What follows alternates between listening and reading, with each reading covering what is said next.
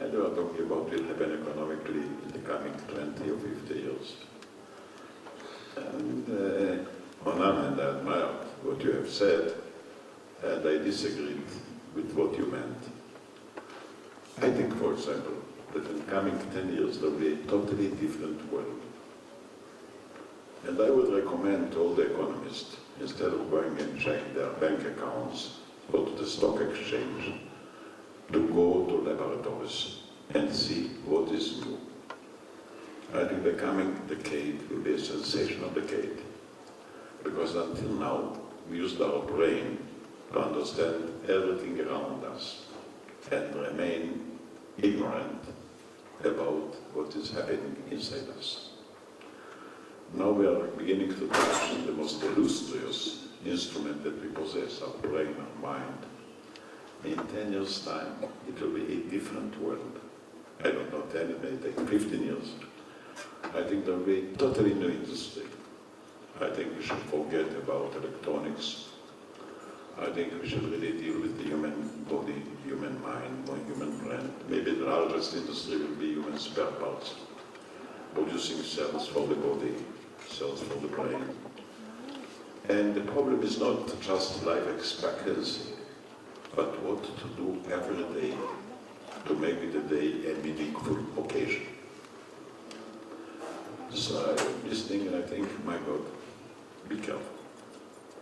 And I suggest, I can do it just out of my imagination, I suggest to my country, look, tomorrow the center will be the research of the brain. 8 or 10 years ago I thought the center would be nanotechnology. When I said it, people were laughing. Today I'm so proud to see the achievement in that field of nanotechnology by universities, by the research centers. And I can see the beginning of the research of the brain in Israel, biologic, biotechnology. Fascinating, fascinating. It's more important in my judgment than economy or policy. We need the conditions, for example, to really meet the challenge. We need peace. So as a politician, I think what I should do is to enable peace to arrive, to shorten the time of conflict. But I can see a future that has nothing to do with our past. Totally different, richer, more challenging. I like to think about what is going to be in the future, and as you say, we like not only to think about it, but also to try to shape it to this or that extent. To what extent his views of the future affects your decisions, and to what extent your views of the future affect his views of the future? What is the interrelations between the two of them? First of all, I think that his views have been influencing my views much more than vice versa. I stepped into technology, investing in venture, because I understood that Israelis, we have to build our economy, science and technology. I understood that being a small country, which has no regional market until the great vision of the Middle East will come true. A small country surrounded by big government.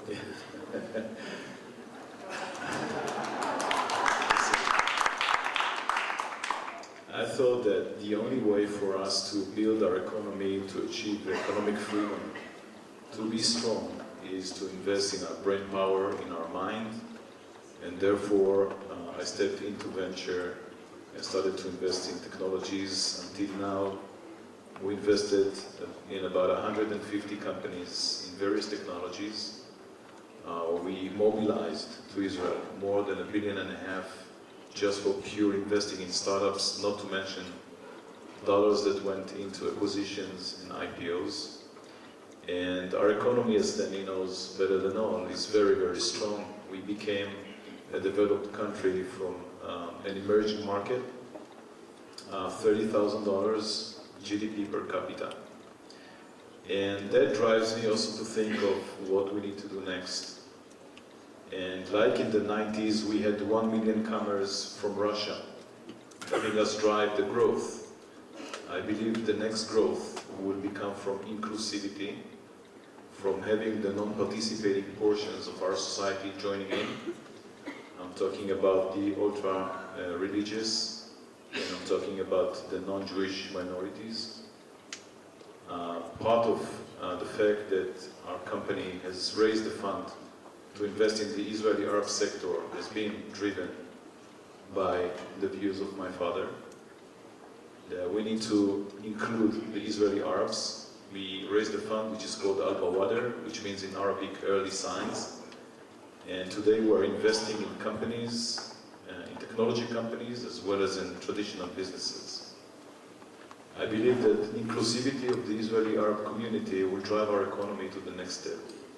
Furthermore, recently I started to be more involved in the Paris Center for Peace, thinking about our region and about the fact that it is time that business people in Israel will start exploring business opportunities in the Middle East, not hide behind the fact that they are Israelis, but proudly stand as Israelis and find ways to build businesses with our partners. And those who say we have no partners also remember that by saying that, they actually say that we have a counter partner for war. And I do believe that it is time to act, not only for politicians, but also for business people. It is time to understand that peace is standing behind the door, it's knocking on our door. We need to stop fear and stand up, move to the door and open the door and welcome the other side.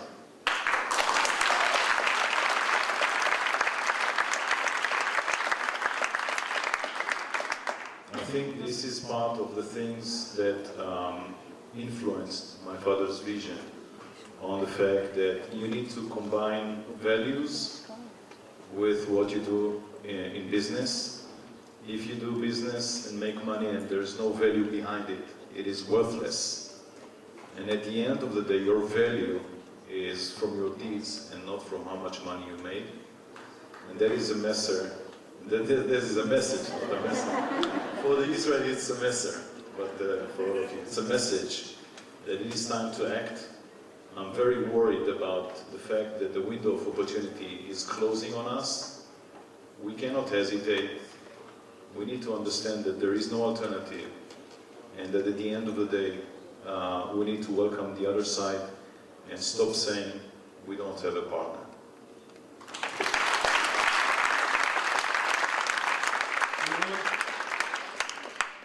Shimon?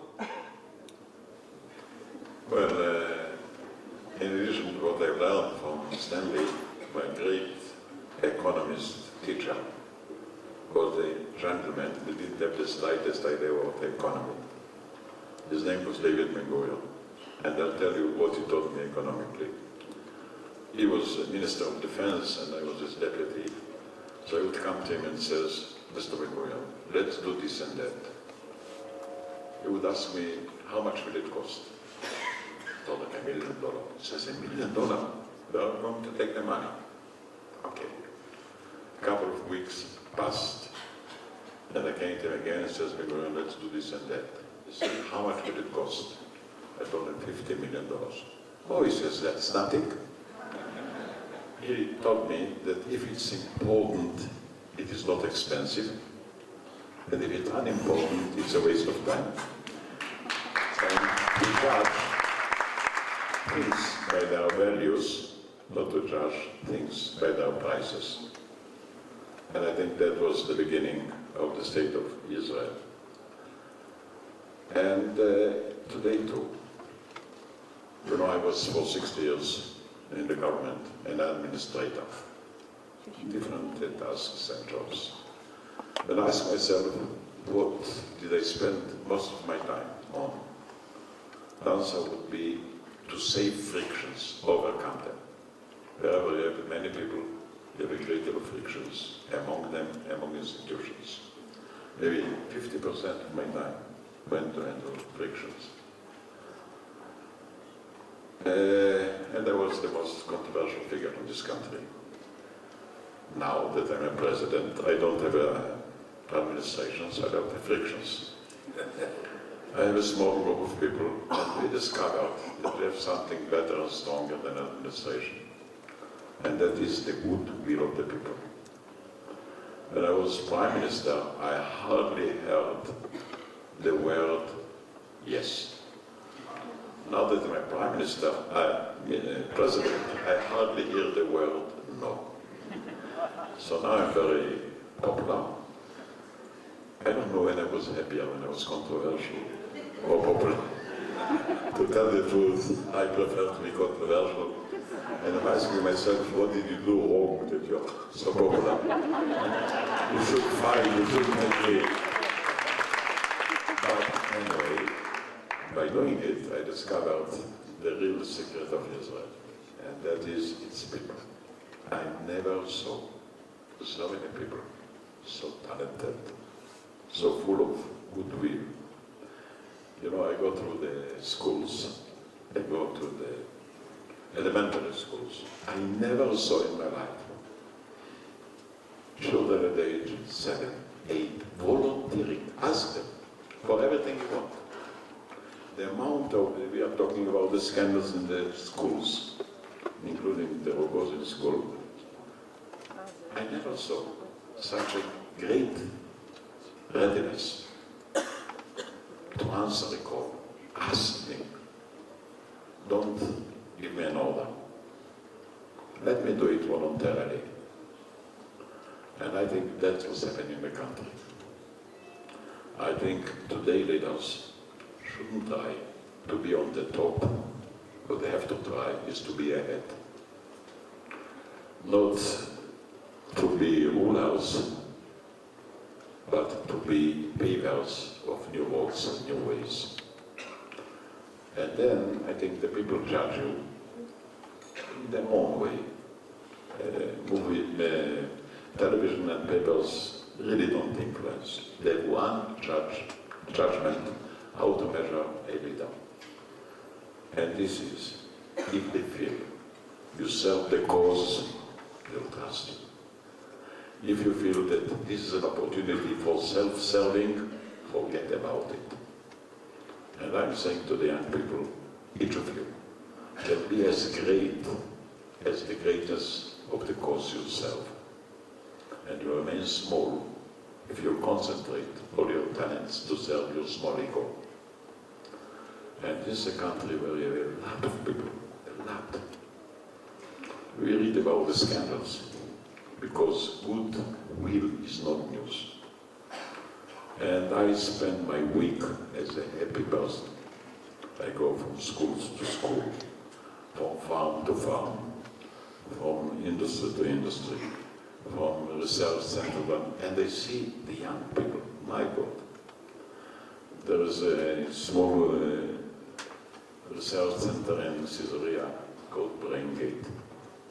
They are dealing with the brain. They have, I think, a sort of a remedy for a stroke. The head of the group is like in the Facebook, 27-year-old. I think what we are doing, one of our things, we have young boys and girls who are tremendously able. We behave to them as though it was 100 years ago. We don't give them a real chance and a real role to participate in the real realities of life.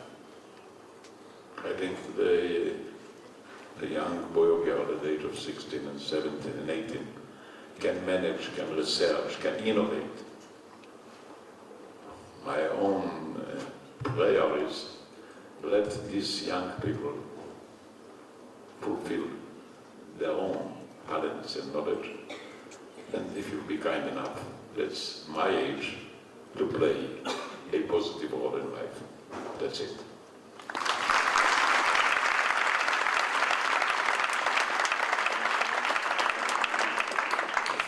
This will be a perfect point to end the dialogue, but I still want to ask you a question. You mentioned in the beginning of this last words of yours that you approached Ben Gurion with those questions of the $1 million and $50 million. What was your role when you approached him? What was your job? What were you doing? started without knowing what my job is. What was the format? I was mobilized to the headquarters of Dagana in 1947, May 1947, a year before the war. Emeritus had a small list in his pocket, and he kept telling all of us, in a short while we are going to war. We don't have guns, we don't have tanks, we don't have rifles, we don't have an army. They can hand us. And that was actually their But what was your duty? What was your title? What was your capacity?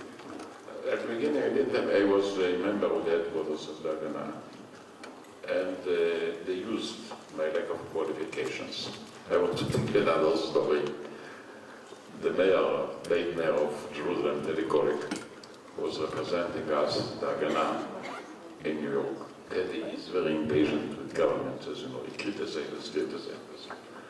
One day, he sent a cable to Ben-Gurion, and Eshkol was then his deputy, and says, I can't work with you. You don't answer my letters. You don't answer my cable. You are disorganized. He didn't use email. Just a minute. And he says, today is Friday. On Sunday I'm coming. If you want, appoint somebody who understands how to work, who knows English, who understands America, I'm going to resign.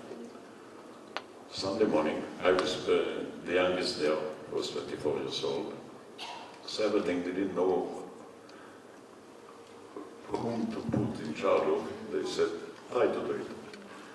I met entering the headquarters. Eshkol met me. We were friends. He called me younger man. You were not 34, you were 24. No, 24, 47.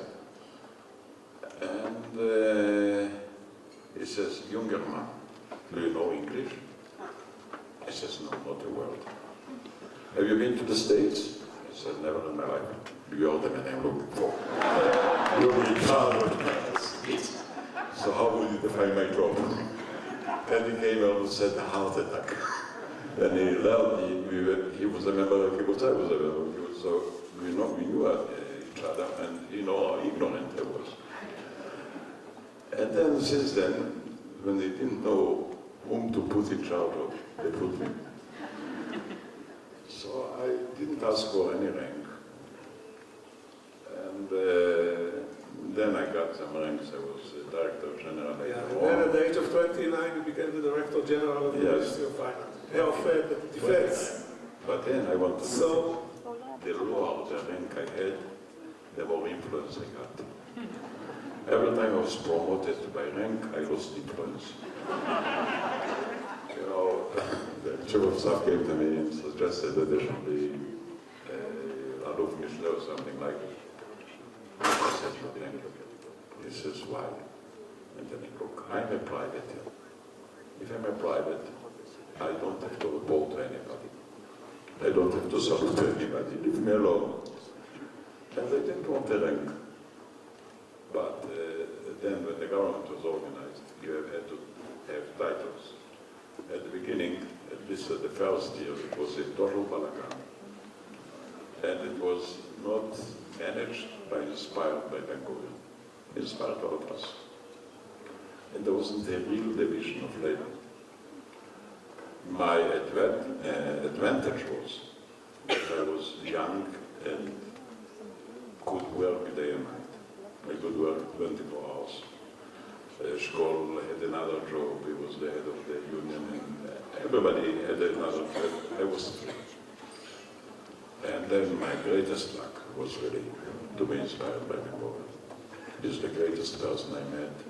I think he's the greatest statesman that the Jewish people have had in their history.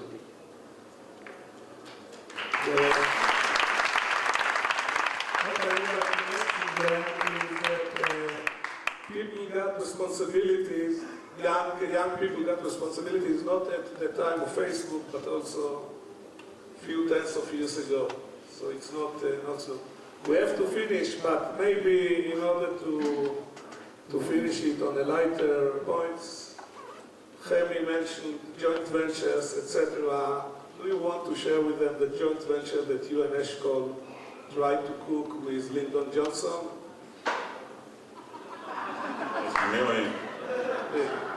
About the desalination plant?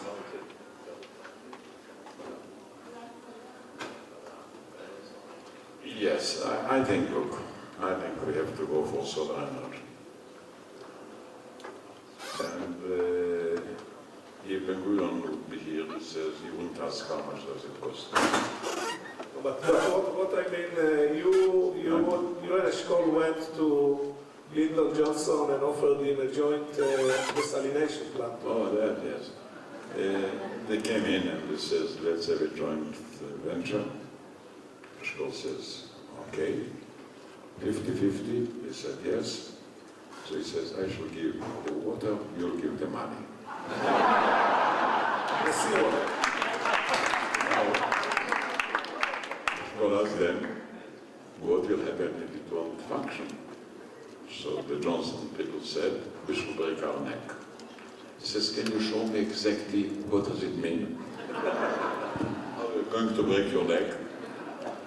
Okay, we could carry it on further and further, but unfortunately we are already 5 minutes late. I would like to thank Stanley and David Fisher.